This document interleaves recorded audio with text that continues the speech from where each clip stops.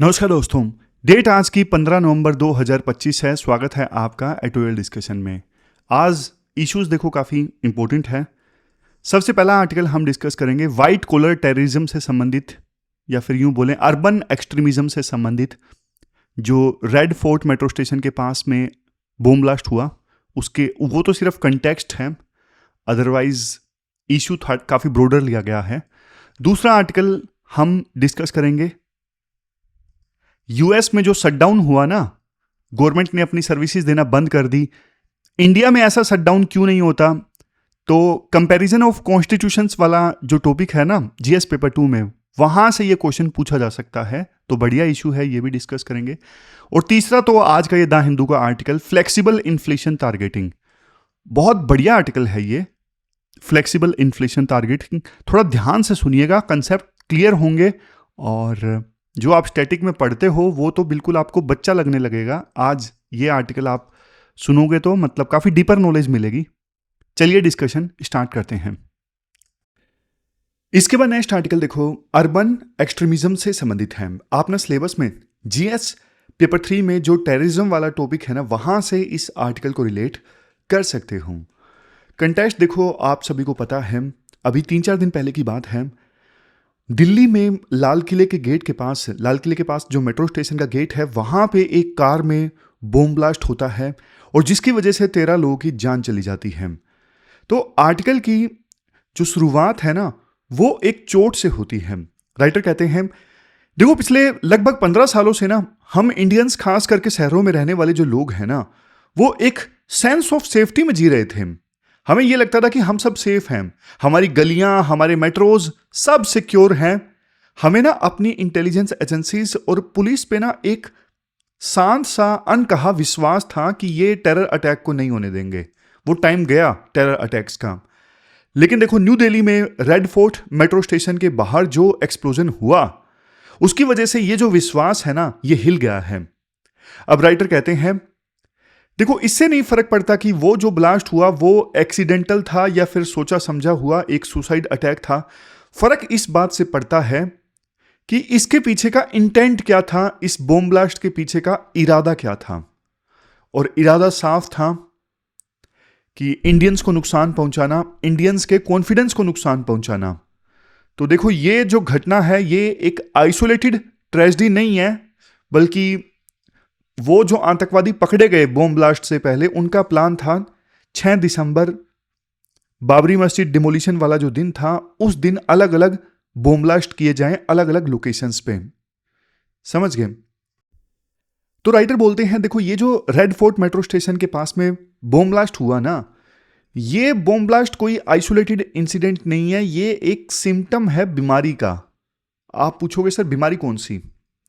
मैं आपको बताता हूं। बीमारी है आइडियोलॉजिकल एक्सट्रीमिज्म, हिंदी में कट्टरपंथी सोच।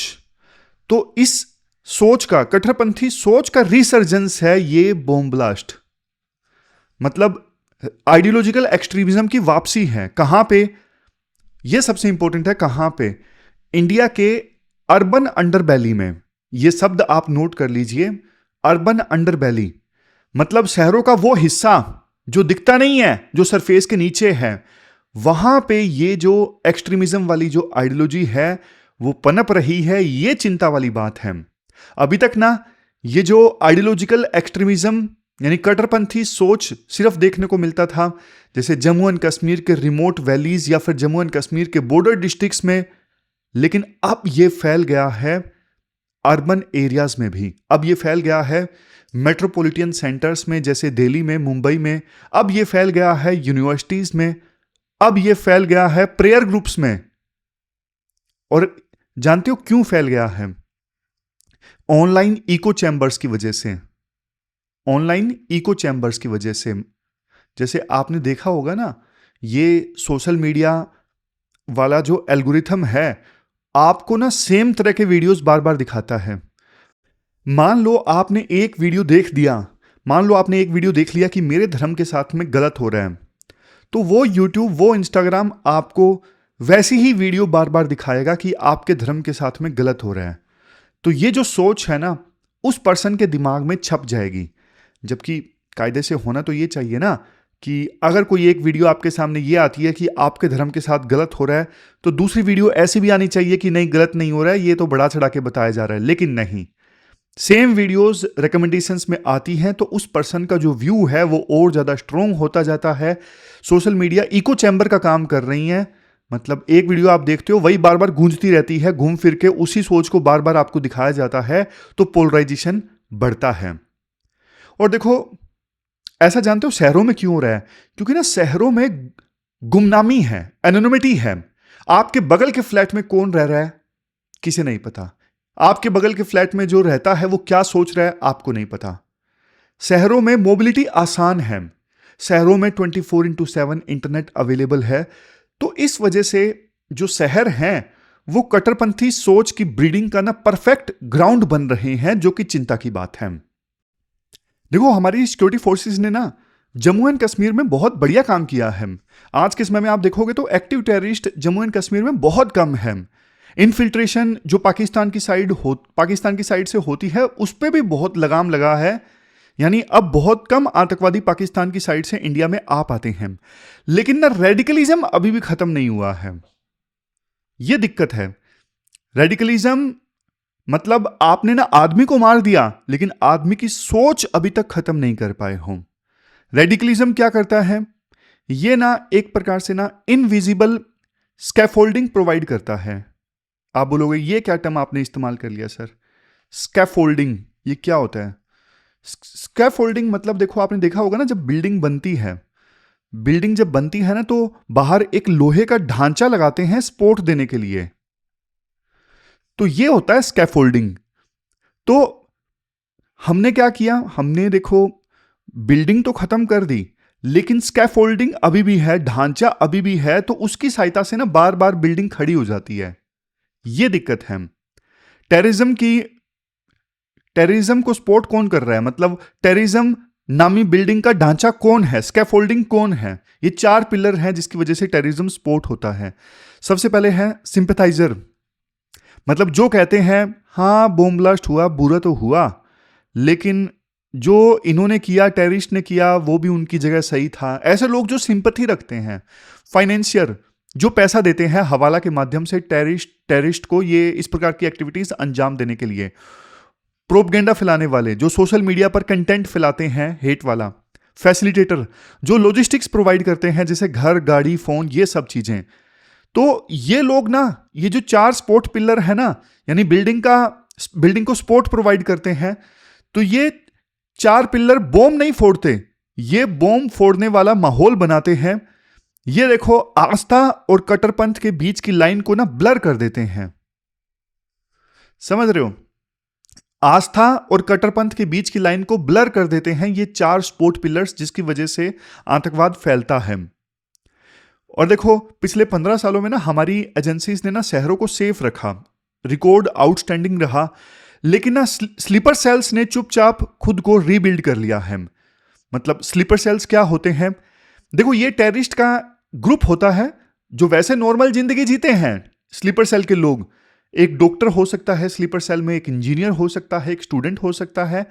ये वैसे जब तक आदेश ना आए ये नॉर्मल जिंदगी जीते रहते हैं, लेकिन जैसे ही इनके हैंडलर का आदेश आता है तो ये तुरंत एक्टिवेट हो जाते हैं, यानी टेररिस्ट वाली एक्टिविटीज में संलिप्त हो जाते हैं। नॉर्मल डेज में नॉर्मल लाइफ, लेकिन जैसे ही ऊपर से हैंडलर का आदेश आया तो ये अपने आप को एक्टिवेट कर लेते हैं और जो भी ने बॉम्ब फोड़ना है वो सारी एक्टिविटीज करने में ये लग जाते हैं।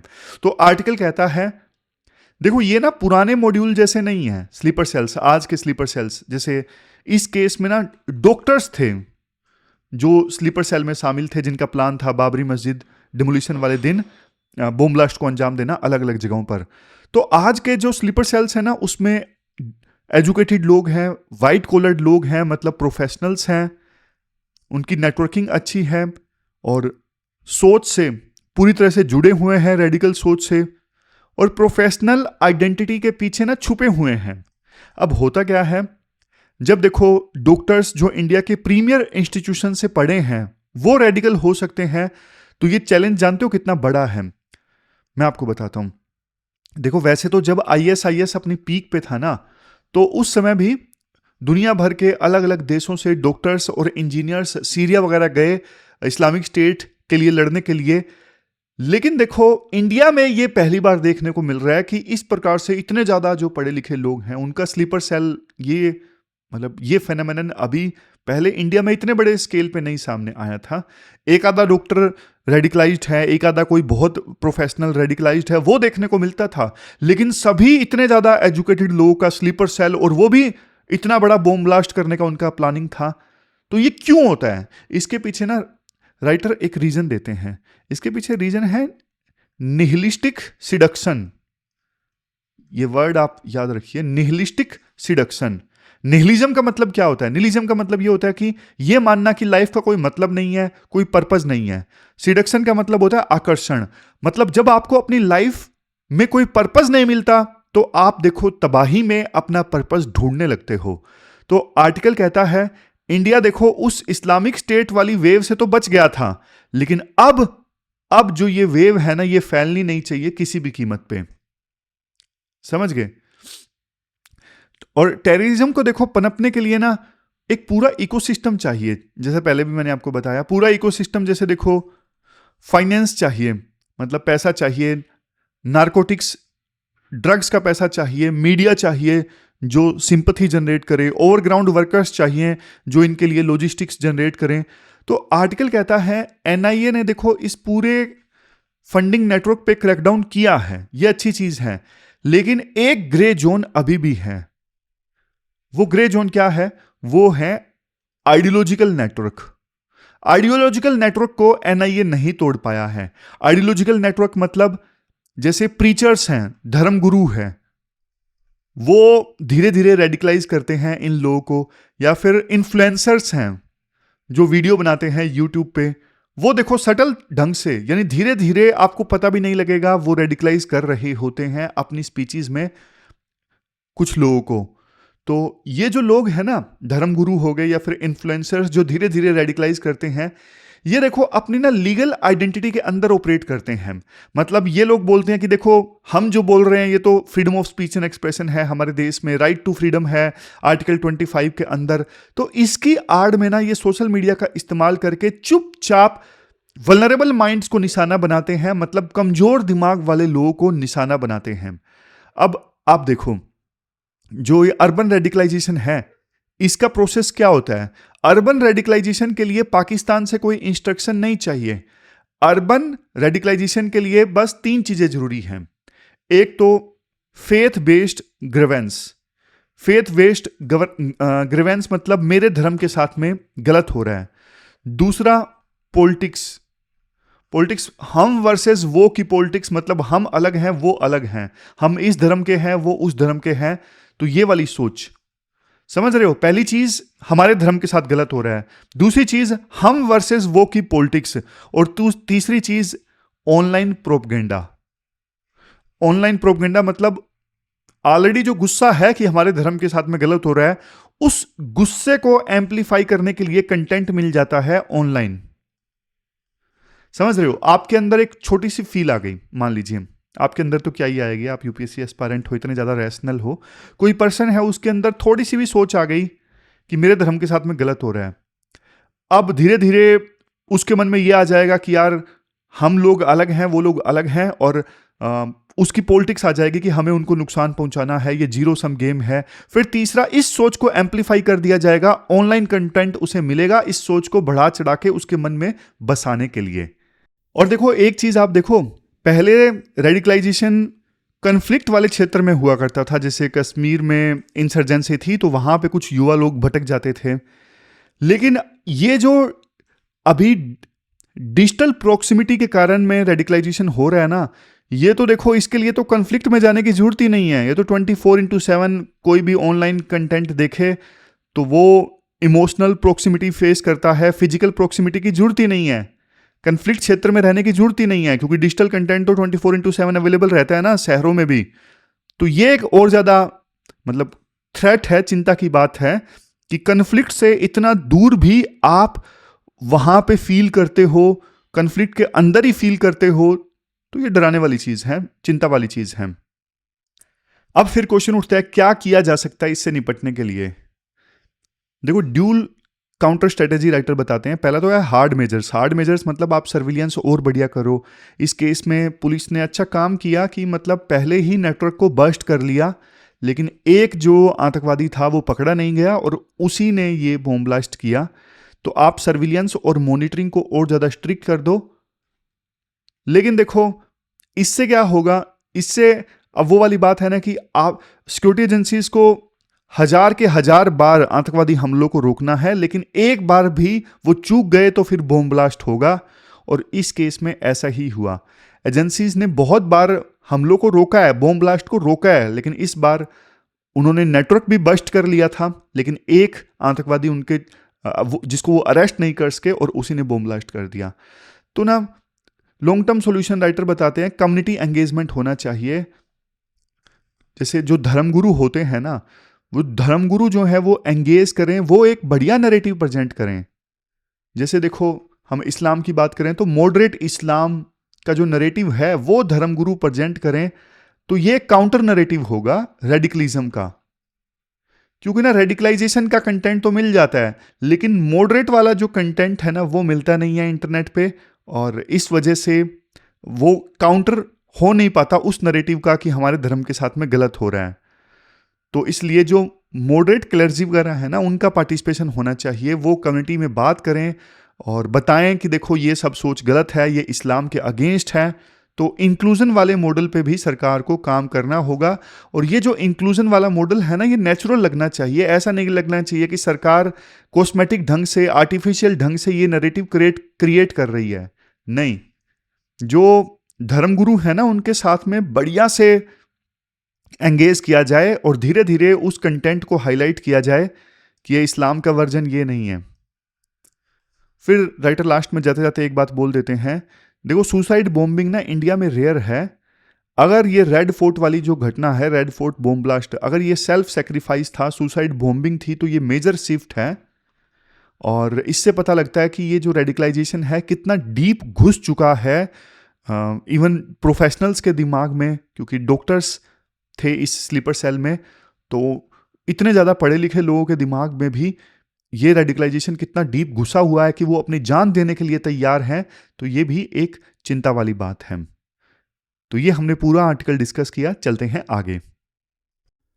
इसके बाद नेक्स्ट आर्टिकल देखो, ट्रंप ने ना यूएस में वहां के गवर्नमेंट शटडाउन को खत्म कर दिया।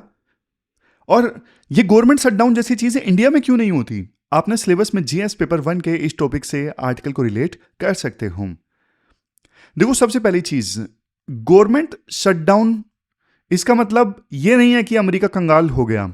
शटडाउन वर्ड से कहीं आप ये समझ लो कि हाँ अमेरिका के पास पैसे नहीं बचे, अब कुछ खर्च करने को लिए तैयार, कुछ खर्च करने को है ही नहीं। नहीं, शटडाउन मतलब सरकार के पास पैसा खर्च करने की परमिशन नहीं है, ये मतलब होता है। इसको आप ना ऐसे समझो, देखो डेमोक्रेसी में पैसा किसका होता है? जनता का। सरकार इस पैसे को ना टैक्स से लेती है, लेकिन सरकार को ये पैसा खर्च करने के लिए ना जनता के चुने हुए प्रतिनिधियों से ना परमिशन लेनी पड़ती है। यूएस में ये परमिशन कौन देता है? यूएस में ये परमिशन कांग्रेस देती है और इंडिया में ये परमिशन पार्लियामेंट देती है। जब देखो कांग्रेस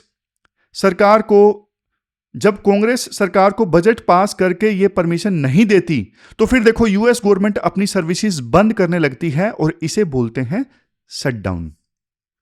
समझ रहे हो?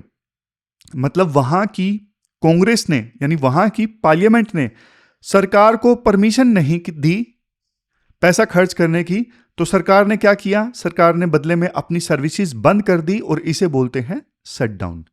आर्टिकल बताता है कि ट्रंप के टाइम वाला जो शटडाउन है वो कितने दिन चला? वो चला 43 डेज। ये देखो यूएस हिस्ट्री का ना सबसे लंबा शटडाउन था। इससे पहले भी 2018-19 में 34 डेज का शटडाउन हुआ था। इससे होता क्या है, जैसे मैंने आपको बताया ना, सरकार अपनी जो सर्विसेज है वो रोक देती है। सरकार की सर्विसेज जैसे मान लीजिए नेशनल पार्क है, वहां पे लोग घूमने के लिए जाते हैं, बंद हो गए नेशनल पार्क, कोई घूमने के लिए जा नहीं पा रहा है। टैक्स रिफंड आना है सरकार की तरफ से, नहीं, प्रोसेस नहीं होगा, सरकारी एम्प्लॉइज को सैलरी नहीं मिल पाएगी। तो अब सवाल ये उठता है कि ऐसा क्यों होता है कि वहां की जो कांग्रेस है वो सरकार को परमिशन नहीं देती पैसा खर्च करने की। मतलब, और इंडिया में और यूएसए में फर्क क्या है?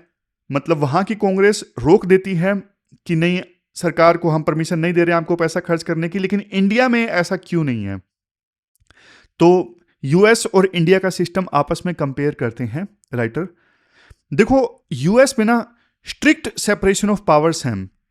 मतलब तीनों जो विंग्स है ना वहां पे बिल्कुल अलग अलग हैं। तीनों विंग्स मतलब लेजिस्लेचर और एग्जीक्यूटिव एंड जुडिशरी, तीनों अलग अलग हैं। मतलब एग्जीक्यूटिव कौन? जो सरकार चलाता है, for example Donald Trump. Legislature कौन? जो कानून बनाता है, जो बजट पास करता है, और जुडिशरी न्याय करती है। सिंपल। तो की पॉइंट ये है, वहां पे जो प्रेसिडेंट है ना यूएस में, वो देखो कांग्रेस के मेंबर नहीं होते। प्रेसिडेंट को जनता अलग से चुनती है, कांग्रेस को अलग से चुनती है। अब आप प्रोसेस देखो।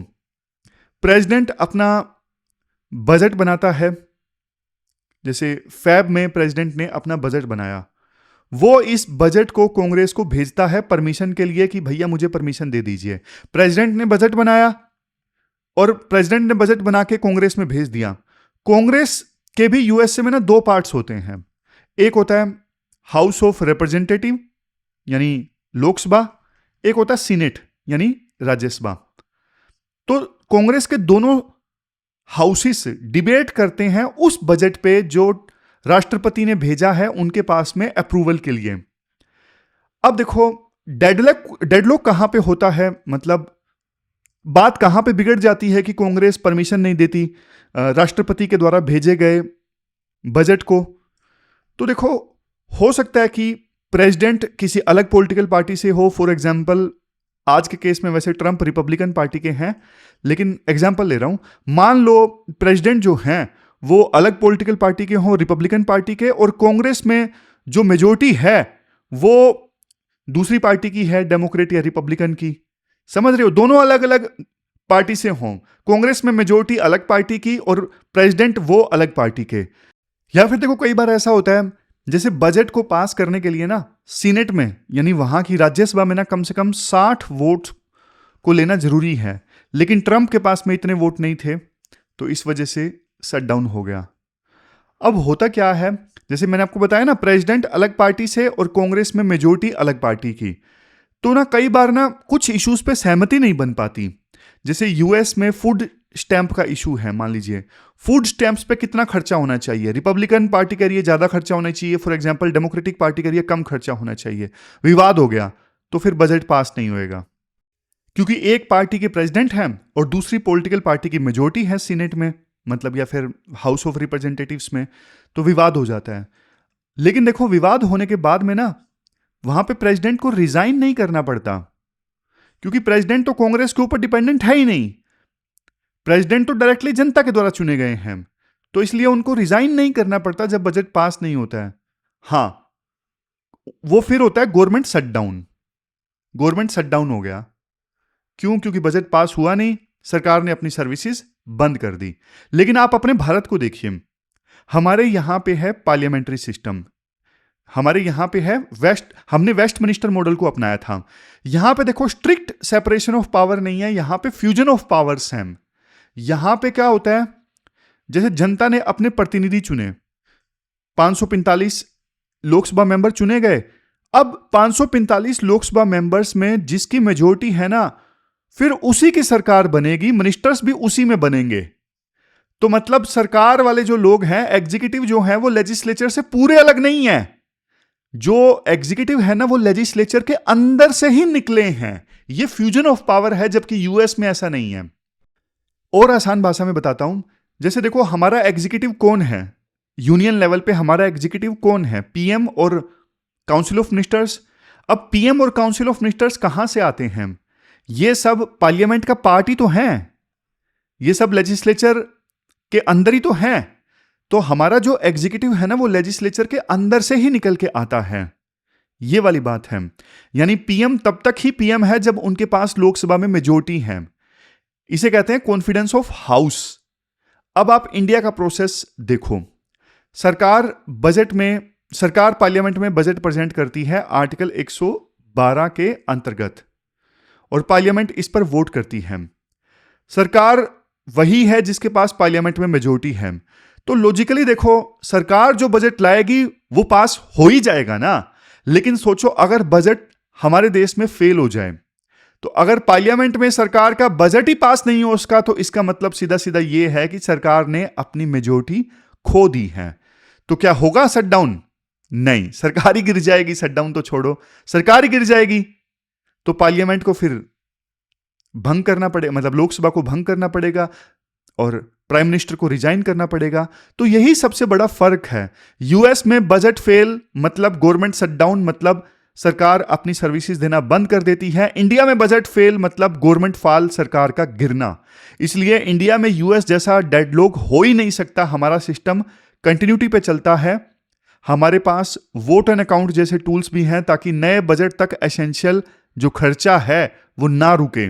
उसके लिए क्या है? Vote on account. फिर देखो, इसके बाद ना आर्टिकल एक और बात बताता है। इसके बाद आर्टिकल क्या बताता है?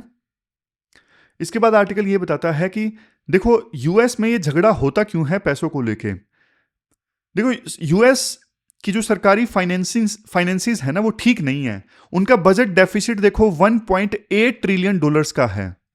जैसे ये बताया भी गया है, 1.8 ट्रिलियन डॉलर्स का उनका बजट डेफिसिट है। डेफिसिट मतलब आमदनी कम है, खर्चा ज्यादा है।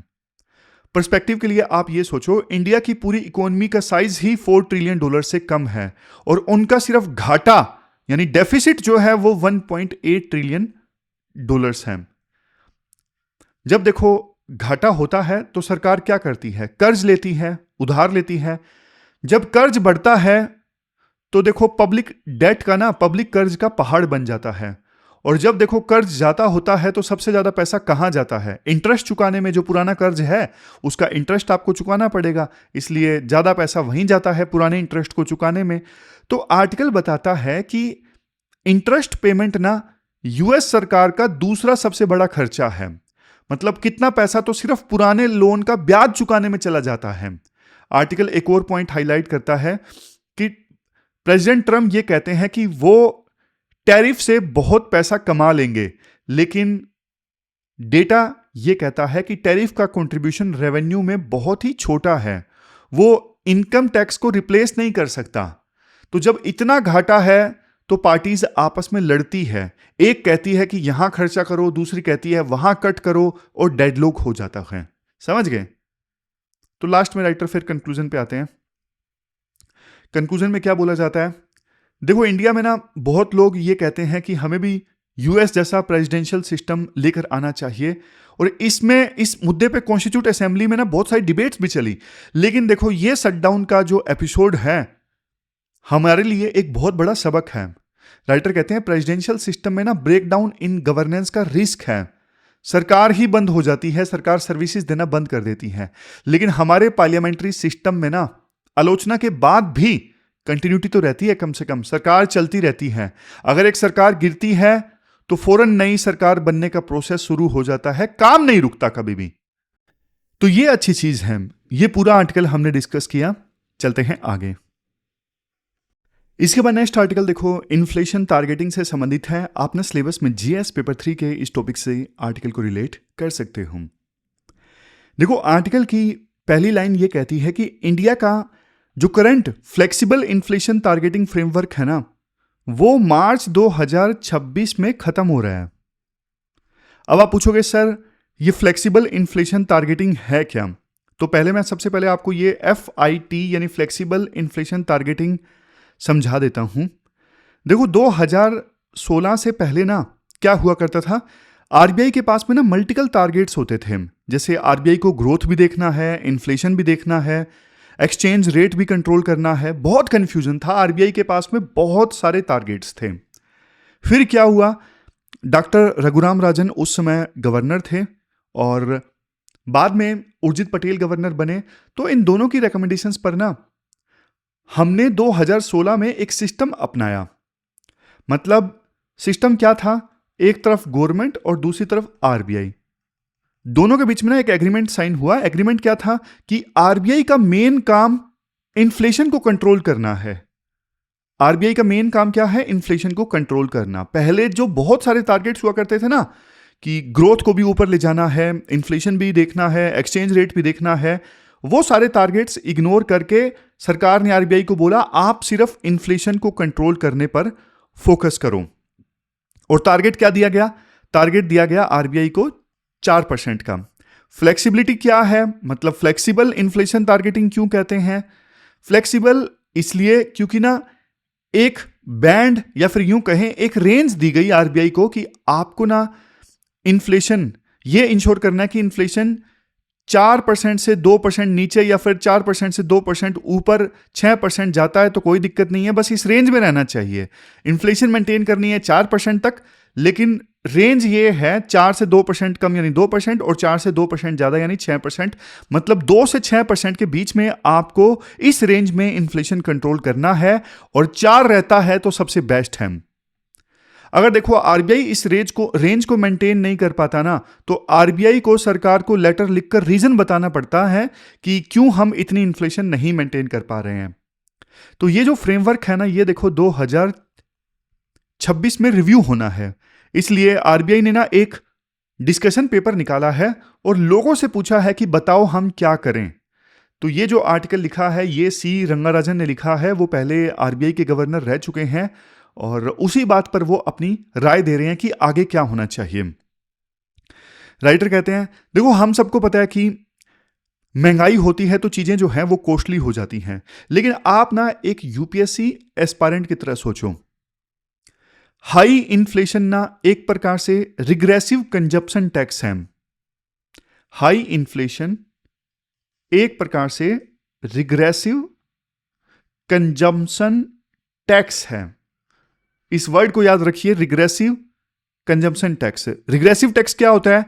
एक ऐसा टैक्स जो गरीबों पर अमीरों से ज्यादा इंपैक्ट डालता है।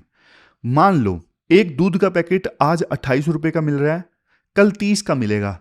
अब इसका असर अमीर पे ज्यादा है या गरीब पे? अरे यार अंबानी अदानी है, उन पे क्या ही फर्क पड़ेगा? दूध का पैकेट चाहे 28 का आए चाहे 40 का आए, लेकिन 2 रुपए दूध के पैकेट का बढ़ जाना गरीब आदमियों पे, गरीब लोगों पे असर डालेगा। तो रिग्रेसिव टैक्स वो टैक्स होता है जो गरीब लोगों पे ज्यादा इंपैक्ट डालता है, अमीर लोगों पे कम इंपैक्ट डालता है। चलो ये तो मैंने आपको दूध के पैकेट से समझाया। आप एक सिंपल सा एग्जांपल ले लो यार। सिंपल सा एग्जांपल, जैसे दो लोग हैं, मान लीजिए ए और बी। ए जो है वो है रिच और बी जो है वो है पुअर। ए की इनकम है 1 lakh per month, 1 lakh per month, और बी की इनकम कितनी है? 10,000 पर मंथ। दोनों को खाना तो देखो खाना ही है। मान लो खाने का खर्चा है 5,000 रुपए पर मंथ, 5,000 रुपए पर मंथ खाने का खर्चा है। अब फूड इन्फ्लेशन हो गई कितनी? 500 रुपए, मतलब 10% फूड इन्फ्लेशन हो गई तो खाने का खर्चा बढ़ के 5,000 से हो गया 5,500। अब इंपैक्ट देखो, जो गरीब पर्सन है बी, उसके पास पहले 5,000 रुपए बचते थे, अब बचेंगे सिर्फ 4,500 रुपए, क्योंकि खाने में चले गए 5,500।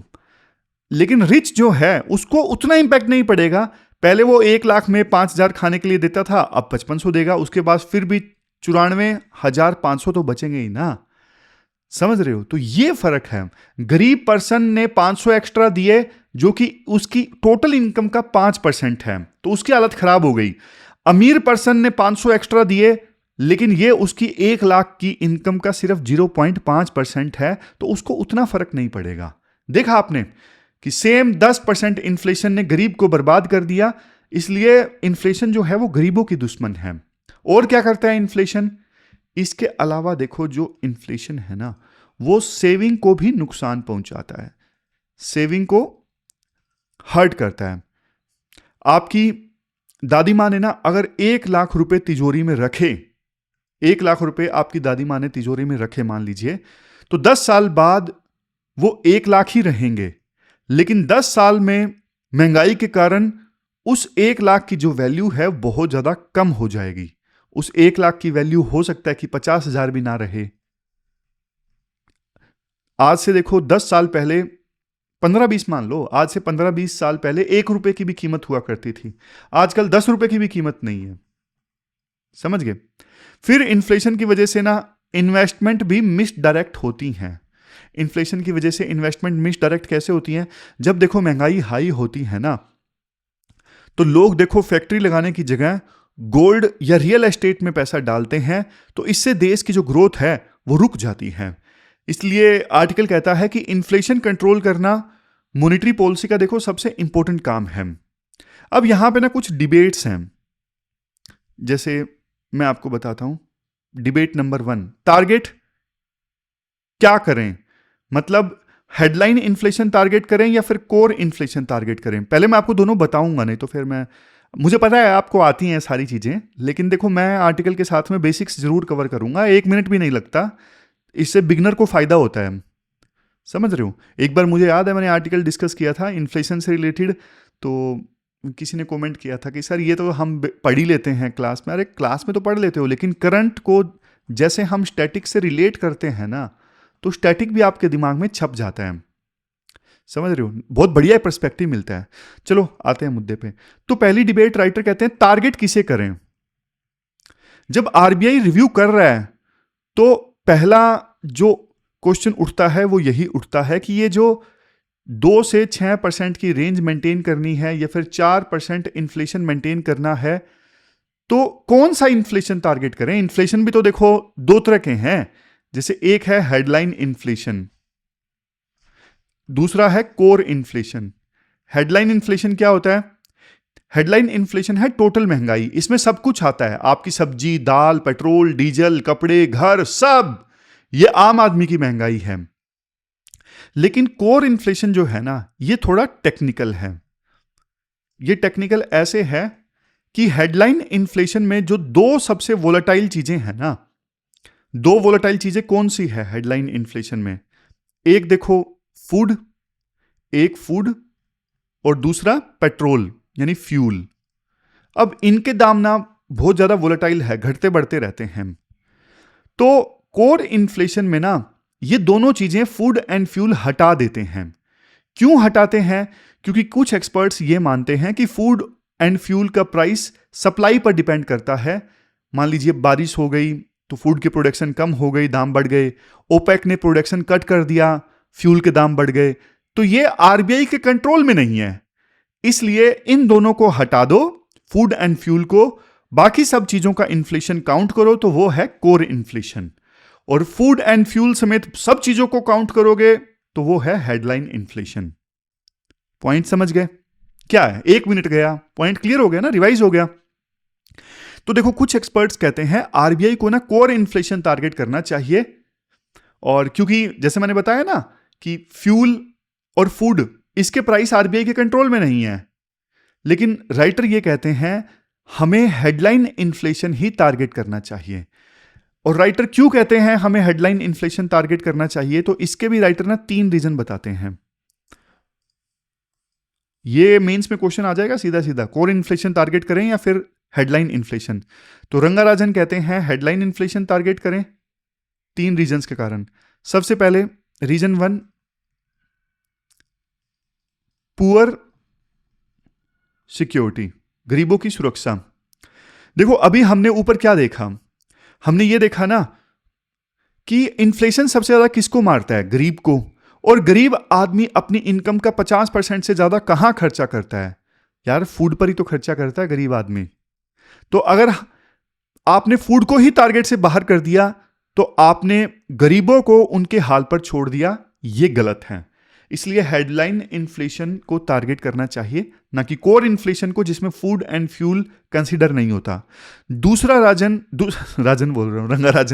दूसरा रीजन रंगाराजन ये देते हैं, देखो फूड इन्फ्लेशन जो है सिर्फ सप्लाई शॉक से नहीं आती कि हाँ भाई फूड की सप्लाई कम है इसलिए इन्फ्लेशन आ जाएगी, नहीं। मतलब मान लो टमाटर की फसल खराब हुई तो टमाटर 50 से 100 हो गए, ये तो होता है। लेकिन अगर उसी समय देखो आरबीआई ने मार्केट में बहुत सारा पैसा छोड़ रखा है, मतलब एक्सपेंशनरी पॉलिसी को फॉलो करके रखा है आरबीआई ने, और इजी मनी अवेलेबल है कम इंटरेस्ट रेट पे मार्केट में, तो फिर इसका असर क्या होगा? इसका असर ये होगा लोग टमाटर के लिए लोन नहीं लेंगे ऑफ कोर्स, लेकिन लोगों ने लोन ले रखा होगा क्योंकि इजी इंटरेस्ट रेट पे अवेलेबल है, तो लोग जो है फूड वगैरह पे खर्चा कम करते नहीं है, वो महंगा टमाटर भी परचेज कर लेंगे। समझ रहे हो? मतलब ऐसा नहीं कि टमाटर के लिए वो लोन लेंगे, लेकिन इजी मनी अवेलेबल है तो उन्होंने किसी ना किसी दूसरी चीज के लिए लोन ले रखा होगा। तो फिर फूड पे तो इंसान खर्च करता नहीं है, तो फूड तो वो चाहे महंगा मिले वो परचेज करता रहता है। अगर आरबीआई ने सस्ता लोन उपलब्ध नहीं करवा रखा होता तो टमाटर की डिमांड कम हो जाती। टमाटर की डिमांड कम हो जाती तो टमाटर के जो प्राइस थे वो थोड़े ठीक हो जाते, लेकिन वो ठीक नहीं होंगे। क्यों? क्योंकि आरबीआई ने सस्ता इंटरेस्ट लोन प्रोवाइड करके रखा है उस समय। तो मतलब आरबीआई की पॉलिसी का फूड इन्फ्लेशन पे असर पड़ता है, आप इससे भाग नहीं सकते। अब बात करते हैं तीसरे रीजन की। तीसरा रीजन है सेकंड राउंड इफेक्ट्स। आप बोलोगे सेकंड राउंड इफेक्ट्स ये क्या है सर जी? ये जो तीसरा पॉइंट है देखो थोड़ा टेक्निकल है, और इसको समझाने के लिए अलग से मैं पेज ले लेता हूं, ध्यान से सुनिएगा। 1963 की बात है, एक फेमस इकोनॉमिस्ट जिनका नाम है मिल्टन फ्रीडमैन, इन्होंने ना मुंबई में एक बात बोली थी कि महंगाई हमेशा ना मनी सप्लाई बढ़ने से आती है। इन्फ्लेशन हमेशा मनी सप्लाई बढ़ने से आती है, मतलब मार्केट में लोगों के पास में ज्यादा पैसा है, चीजें कांस्टेंट है, तो लोग फिर उस लिमिटेड चीजों के लिए ज्यादा पैसा देने के लिए तैयार रहते हैं। तो मनी सप्लाई की वजह से हमेशा महंगाई आती है। आर्टिकल कहता है कि हम ना दो चीजों में कंफ्यूज हो जाते हैं, एक है रिलेटिव प्राइस और एक है जनरल प्राइस। रिलेटिव प्राइस मतलब मान लो मार्केट में पैसा कांस्टेंट है, अगर प्याज महंगा हुआ, सप्लाई शॉक है मान लीजिए, तो लोगों को ना प्याज पर ज्यादा खर्च करना पड़ेगा, इसलिए कार की डिमांड कम कर देंगे। समझ रहे हो? वो कार नहीं खरीदेंगे क्योंकि फूड पे तो खर्च करना ही है, तो कार सस्ती हो जाएगी। एक चीज महंगी दूसरी सस्ती, तो ये है नेट इन्फ्लेशन जीरो। ये हमने बात की रिलेटिव प्राइस की। दोबारा से बोलता हूं, मार्केट में पैसा कांस्टेंट है, अगर प्याज महंगा हो गया तो लोगों को प्याज पर ज्यादा खर्च करना पड़ेगा। अब वो फूड पे ज्यादा खर्च कर रहे हैं तो मतलब वो कार नहीं खरीदेंगे, तो कार की डिमांड नहीं होगी। कार की डिमांड नहीं होगी तो कार कंपनीज जो है वो कार को सस्ता कर देंगी। तो यहां पे एक चीज महंगी हुई, मतलब प्याज महंगा हुआ तो कार सस्ती हो गई, रिलेटिव इन्फ्लेशन जीरो। अब इसके बाद में है जनरल प्राइस लेवल। ये है असली इन्फ्लेशन, ये असली इन्फ्लेशन है। इंडिया में क्या होता है? इंडिया में है सेकंड राउंड इफेक्ट्स। अब ये सेकंड राउंड इफेक्ट वाला कंसेप्ट आप समझिएगा। स्टेप 1 में क्या होता है? फूड महंगा हुआ, यानी जो प्याज है, टमाटर है, वो महंगा हो गया। सेकंड राउंड में फैक्ट्री में काम करने वाले जो मजदूर हैं, ऑटो रिक्शा वाले हैं, सब बोलेंगे साहब खाना महंगा हो गया, हमारी जो सैलरी है बढ़ा दीजिए क्योंकि किराने का सामान महंगा हो गया है। तो मजदूरों के जो वेजेस हैं वो इंक्रीज हो जाते हैं। स्टेप 3 में क्या होता है? अब फैक्ट्री मालिक ये सोचेगा मजदूर को ज्यादा सैलरी देनी पड़ रही है, तो वो क्या करेगा? वो दूध का दाम बढ़ा देगा, वो बिस्किट्स का दाम बढ़ा देगा। क्यों? क्योंकि वो बोलेगा कि मजदूर को ज्यादा सैलरी देनी पड़ रही है। अब आप देखो, महंगाई फूड से निकलकर बिस्किट्स में आ गई है। समझ रहे हो? महंगाई फूड से निकल के बिस्किट्स में आ गई है। तो फ्रीडमैन ने यही चेतावनी दी थी कि अगर इस स्टेप 4 पर आरबीआई ने मनी सप्लाई बढ़ा दी, स्टेप 4 पे अगर आरबीआई ने, मतलब फैक्ट्री मालिक ने चीजों को महंगा करना स्टार्ट किया ना, अगर इस पॉइंट से पहले अगर आरबीआई ने मनी की सप्लाई बढ़ा दी मार्केट में, तो फिर ये जनरल प्राइस लेवल को बढ़ा देगा। मतलब सारे जो दाम है वो बढ़ जाएंगे, हर चीज के दाम बढ़ जाएंगे, क्योंकि मजदूर तो हर फैक्ट्री में काम करते हैं ना, तो उनके लिए खाना महंगा हो गया। उन्होंने सैलरीज बढ़वाई फैक्ट्री मालिकों से, तो हर फैक्ट्री के जो मालिक हैं उन्होंने मजदूरों के दाम बढ़ाए, तो जो चीज वो प्रोड्यूस कर रहे हैं फैक्ट्री में उस चीज के दाम भी फैक्ट्री मालिक ने बढ़ा दिए, ये कह के कि आपको सैलरी ज्यादा देनी पड़ रही है, इसलिए जो चीज आप प्रोड्यूस कर रहे हो उसका हम महंगा बेचेंगे ताकि मैं उतना ही प्रॉफिट कमा सकूं। तो इससे क्या होता है? हर चीज के दाम बढ़ जाते हैं, मतलब जनरल इन्फ्लेशन आ जाता है। बट कंक्लूजन ये है, क्योंकि देखो फूड इन्फ्लेशन था शुरू में सिर्फ फूड इन्फ्लेशन था। फूड इन्फ्लेशन से कोर इन्फ्लेशन में आग लगती है, इसलिए आरबीआई को पहले ही हेडलाइन इन्फ्लेशन को ही टारगेट करना चाहिए और कोर इन्फ्लेशन को टारगेट नहीं करना चाहिए। कोर इन्फ्लेशन में फूड शामिल नहीं होता, लेकिन फूड इन्फ्लेशन से ओवरऑल जनरल इन्फ्लेशन आता है, इसलिए पहले ही आप हेडलाइन इन्फ्लेशन को टारगेट करो जिसमें फूड और फ्यूल दोनों आते हैं। तो ये तीसरा रीजन है। पहला रीजन पुअर को सबसे ज्यादा नुकसान होता है, फूड के दाम बढ़ते हैं तो। दूसरा रीजन, और महंगाई जो है सिर्फ देखो फूड सप्लाई शॉक से नहीं आती, वैसे भी आती है मनी सप्लाई से भी। और तीसरा रीजन सेकंड राउंड इफेक्ट जो हमने डिस्कस किया है, फ्रीडमैन का कंसेप्ट था। तो ये पहली डिबेट थी कि कौन सी इन्फ्लेशन को टारगेट करें। अब हम दूसरी डिबेट पे आते हैं जल्दी से कि कितना टारगेट करें, मतलब इन्फ्लेशन कितनी होनी चाहिए। पहले तो हमने टारगेट रखा था 4% का, लेकिन अब कितना टारगेट करें, इन्फ्लेशन कितनी होनी चाहिए, 4%, 5% या 6%। कुछ लोग ये बोलते हैं कि देखो ग्रोथ के लिए ना थोड़ी महंगाई जरूरी है। अब इसके लिए एक थ्योरी भी है, ये वाली जो भी आया था, फिलिप कर्व। सिंपल भाषा में बताऊं, ये कहता है इन्फ्लेशन और अनएम्प्लॉयमेंट के बीच में ना उल्टा रिश्ता है। अगर इन्फ्लेशन हाई है तो ग्रोथ हाई होगी, अगर इन्फ्लेशन हाई है तो ग्रोथ हाई होगी, अनएम्प्लॉयमेंट कम होगा। अगर इन्फ्लेशन लो है तो ग्रोथ लो होगी, अनएम्प्लॉयमेंट हाई होगा। मतलब ग्रोथ चाहिए तो थोड़ी महंगाई सहनी पड़ेगी। आर्टिकल का जवाब ये है, आर्टिकल कहता है ये फिलिप कर्व देखो शॉर्ट टर्म में शायद काम करता है, लेकिन लॉन्ग टर्म में फेल हो जाता है, और फ्रीडमैन ने भी यही कहा था। तो कंसेप्ट क्या है? कंसेप्ट है थ्रेशोल्ड इन्फ्लेशन। थ्रेशोल्ड मतलब एक लिमिट। आपको एग्जांपल देता हूं, थोड़ा सा इन्फ्लेशन 1 से 3%, ये ग्रोथ के लिए ना घी जैसा है, लुब्रिकेंट जैसा है, ये इकोनॉमी को स्मूथ चलाता है। लेकिन इस लिमिट के बाद में 1 से 3% इन्फ्लेशन के बाद में जो इन्फ्लेशन है वो घी का काम नहीं करता, वो जहर का काम करता है, वो ग्रोथ को खा जाता है। तो इंडिया के लिए घी की लिमिट क्या है? इन्फ्लेशन को कितना रखें कि वो फ्यूल का काम करें, इकोनॉमी को एक्सेलरेट करने का काम करे, ग्रोथ को आगे ले जाने का काम करे, क्योंकि उससे ज्यादा इन्फ्लेशन अगर हो गया तो फिर वो जहर का काम करेगा, वो इकोनॉमी को खा जाएगा, ग्रोथ को खा जाएगा। तो बात वही कि घी की लिमिट क्या है। तो आर्टिकल ने ना एक ग्राफ स्टडी किया और 1991 के बाद का जो डेटा है वो लिया, और कंक्लूजन ये निकलता है कि इंडिया के लिए जो इन्फ्लेक्शन पॉइंट है ना, जहां घी जहर बनता है, वो इन्फ्लेक्शन पॉइंट है 3.98%। मतलब इंडिया के लिए एक्सेप्टेबल इन्फ्लेशन है 4%। और देखो ये ना उन लोगों को करारा जवाब है जो ये बोलते हैं इन्फ्लेशन को 5% कर दो, 6% कर दो, ग्रोथ के लिए जरूरी है।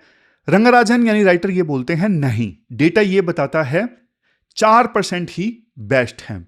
आर्टिकल भी ये कहता है 2026 से लेके 31 के लिए ना हमें 4% से नीचे का ही सोचना चाहिए, टारगेट होना चाहिए 4%। अब तीसरी डिबेट आती है। तीसरी डिबेट क्या है? तीसरी डिबेट ये है कि बैंड कितने का होना चाहिए। समझ गए? मतलब टारगेट 4% फाइनल हो गया, पर बैंड कितना हो। पिछली बार तो बैंड ±2% था, 4% टारगेट था, लेकिन इससे 2% कम यानी 2%, इससे 2% ज्यादा यानी 6%, तो 2 से 6 की रेंज दी गई थी। तो राइटर बोलते हैं देखो ये जो बैंड है ना जरूरी है, इससे आरबीआई को फ्लेक्सिबिलिटी मिलती है। जैसे देखो जब कोविड आया या फिर यूक्रेन में वार हुआ तो इन्फ्लेशन 6% के पार चला गया। तो इस बैंड सिस्टम की होने की वजह से ना सिस्टम टूटा नहीं, लेकिन एक प्रॉब्लम है। प्रॉब्लम देखो ये है 2 से 6% की रेंज है ना आरबीआई को, तो आरबीआई ना छत पे ही टिकी रहती है। छत पे मतलब 6% के आसपास ही टिक जाती है, वो 4% के पास इन्फ्लेशन को नहीं लेके आती। तो रेंज का मिसयूज नहीं होना चाहिए। ऐसा नहीं कि आप छत के नजदीक ही चिप जाओ, मतलब 2 से 6% की रेंज दी है तो बस आप 6% के करीब ही रहो और 4% तक ना लेके आओ, ये नहीं होना चाहिए। समझ गए? तो कंक्लूजन में राइटर क्या बोलते हैं? कंक्लूजन में राइटर देखो ये बोलते हैं 1970s और 80s में ना इंडिया में इन्फ्लेशन बहुत हाई क्यों था? क्योंकि देखो उस समय ना मोनेटाइजेशन ऑफ फिस्कल डेफिसिट होता था। मोनेटाइजेशन ऑफ फिस्कल डेफिसिट मतलब सरकार को पैसा चाहिए क्योंकि उसने खर्चा ज्यादा कर लिया, फिस्कल डेफिसिट ज्यादा है, तो सरकार आरबीआई को बोलती थी चलो नए नोट जो है वो प्रिंट करके मुझे भेज दो। आरबीआई मना नहीं कर सकता था और इसे कहते थे ऑटोमेटिक मोनेटाइजेशन। आप अनलिमिटेड नोट अगर छापोगे तो क्या होगा? Hyper inflation. तो सुधार क्या हुआ? 1994 से लेकर 1997 के बीच में ना ये ऑटोमेटिक मोनेटाइजेशन बंद कर दिया गया। आरबीआई को फंक्शनल ऑटोनॉमी मिली। फिर देखो 2003 में एफआरबीएम एक्ट आया। इस एफआरबीएम एक्ट ने ना सरकार के खर्चों पर एक लीगल लिमिट लगा दी। फिर 2016 में फिट एग्रीमेंट आया, फ्लेक्सिबल इन्फ्लेशन टारगेटिंग वाला। इसने आरबीआई के अपर इन्फ्लेशन की लीगल लिमिट जो थी वो तय कर दी। तो आर्टिकल का फाइनल वर्डिक्ट ये है, ये एफआरबीएम और फिट यानी फ्लेक्सिबल इन्फ्लेशन टारगेटिंग दोनों मेन पिलर्स हैं जिसके थ्रू देखो हमारे देश में ना इन्फ्लेशन कंट्रोल में रहता है। इन्हें साथ में काम करना होगा। अगर एक भी फिसला तो दूसरा गिर जाएगा। अगर सरकार ने एफआरबीएम तोड़ दिया यानी अंधाधुंध खर्चा सरकार ने किया तो देखो मार्केट में पैसा ज्यादा आ जाएगा, महंगाई बढ़ेगी, तो आरबीआई का जो फ्लेक्सिबल इन्फ्लेशन टारगेट है वो भी फेल हो जाएगा। समझ रहे हो? तो दोनों जरूरी हैं। मतलब सरकार ने देखो बहुत उधार ले लिया और आरबीआई ने नोट नहीं छापे तो आरबीआई को फिर इंटरेस्ट रेट बहुत बढ़ाने पड़ेंगे। इससे प्राइवेट इन्वेस्टमेंट मर जाएगी और ग्रोथ जो है वो कोलैप्स हो जाएगी।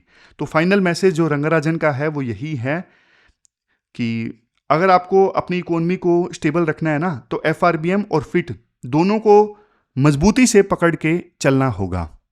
तो ये पूरा आर्टिकल हमने डिस्कस किया। ये क्वेश्चन आपको अटेम्प्ट करना है। ये क्वेश्चन देखो इन्फ्लेशन से संबंधित है जो अभी भी हमने आर्टिकल डिस्कस किया। 250 वर्ड्स में इस क्वेश्चन का आंसर देना है और 15 मार्क्स का ये क्वेश्चन है। तो ये थी हमारी आज की डिस्कशन। कल मिलते हैं फिर से एक नई डिस्कशन के साथ। तब तक आप अपना ध्यान रखिए, अच्छे से पढ़िए। Thank you very much for discussion.